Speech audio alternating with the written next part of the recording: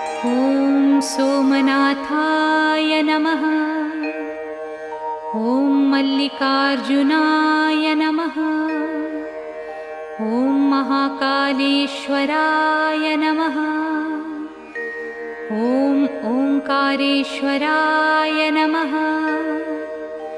ॐ वैद्यनाथाय नमः।